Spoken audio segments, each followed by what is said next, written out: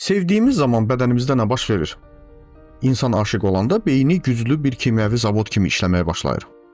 Baş verən ilk şey dopamin hormonu ifrazıdır. Bu, həzz hormonu insana gözəl əhval, sevinç və hətta sevgi obyektindən asılılıq hiss etdirir. Eyni zamanda bağlanma hormonu adlanan oksitosin də aktivləşir. Aşiq insan sevdiyinin yanında olanda və ya sadəcə ona baxanda bu hormonun səviyyəsi artır. Oksitosin güvən və daha yaxın olmaq istəyi hiss etməyə kömək edir.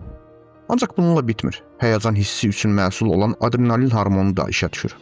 Məhz buna görə də ürək daha sürətlə döyünməyə, ovucular tərləməyə və nəfəs tezləşməyə başlayır. Bu proses bədənin stressə reaksiyasına bənzəyir, lakin xoş formada. Maraqlıdır ki, sevgililərdə stres hormonu olan kortizolun səviyyəsi də artır. Bu, aşiqin sevdiyi insanı günlərlə düşünməsinə səbəb olur. Bu məsələdə ürək daha sürətlə döyünməyə başlayır. Amma təkcə adrenalinə görə deyil.